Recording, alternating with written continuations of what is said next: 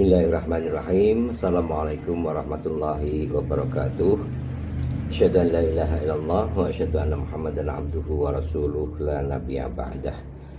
Kajian Ramadan untuk para siswa dan Bapak Ibu guru, juga barangkali untuk para jamaah, Bapak Ibu, orang tua, wali siswa, dan juga hadirin dan hadirat pemirsa. Ada satu pengalaman kecil di bulan Ramadan ini. Sebagaimana kita ketahui, kita disarankan, dianjurkan dengan sangat untuk lebih banyak membaca Al-Quran. Saya yakin anak-anakku di rumah masing-masing, di lingkungan masing-masing, menjadi pembina anak-anak tarwehan. Barangkali juga Bapak Ibu di dalam juga melaksanakan tadarus bersama. Saya juga tadarus dengan bapak-bapak di RT. Kadang-kadang kita ada target ketika tadarus itu, hanya waktu jam 8 malam sampai jam 9 setelah tarawih itu 1 juz. Nah, kebetulan saya kira mungkin Bapak Ibu juga mengalami juga. Saya dalam satu kelompok yang bapak-bapak yang ngaji dengan saya itu kebetulan yang belum pada lancar, sehingga kita tidak bisa mencapai target 1 juz.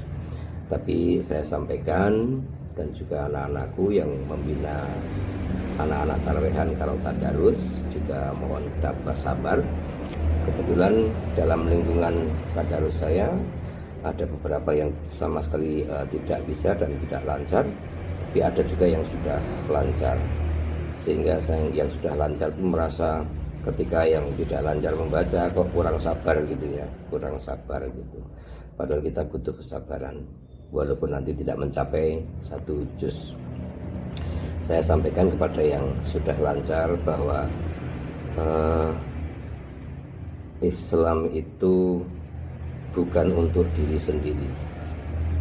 Jadi mari kita usahakan Islam kita itu bukan Islam yang egois hanya untuk diri sendiri.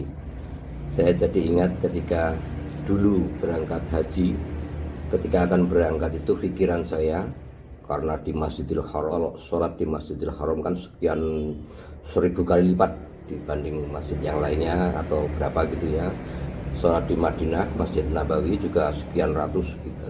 Jadi betapa fadilahnya sholat di Masjidil Haram, sehingga saya punya pikiran, besok kalau saya berangkat sudah sampai Makkah, saya pokoknya akan berangkat langsung jamaah 5 kali hari, pokoknya berangkat, nggak usah mikir yang lain, pokoknya berangkat jamaah terus.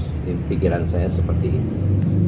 Tapi pada prakteknya anak-anakku sekalian, ketika saya mau berangkat dengan semangat jamaah, nggak mikir yang lain, teman haji sudah sepuh-sepuh itu bilang, Pak Arif buat saya digandeng, saya takut hilang. Oh nggih, karena bareng dengan orang tua jadi harus pelan-pelan. Walhasil sampai Masjidil Haram sudah terlambat berapa rakaat gitu sholat. Itu terus terjadi seperti itu, sampai akhirnya saya berpikir, ternyata dalam kita berislam itu harus berpikir orang lain. Kita tidak bisa tadarus terus menyendiri karena saya sudah lancar. Saya nggak serontok nunggu teman-teman yang tidak lancar terus saya tadarus 1 juz sendiri. Tidak. Saya kira kok tidak seperti itu kita dalam berislam. Tapi bagaimana kita melihat lingkungan kita. Jadi tidak hanya kita beribadah hanya untuk mencari pahala sendiri. Ternyata hidup ini harus bersama, saling tolong-menolong. Jadi bukan Islam yang egois, tapi dalam berislam kita harus empati kepada lingkungan. Sehingga walhasil haji saya mungkin tidak selalu tepat waktu ketika sholat jamaah, tapi saya merasa bahagia ketika bersama-sama dengan jamaah yang lain yang sepuh-sepuh, saya bisa gandeng dan sampai tempat jamaah dan pulang dengan selamat. Semoga Allah menerima ibadah-ibadah kita. Amin ya rabbal alamin. Assalamualaikum warahmatullahi wabarakatuh.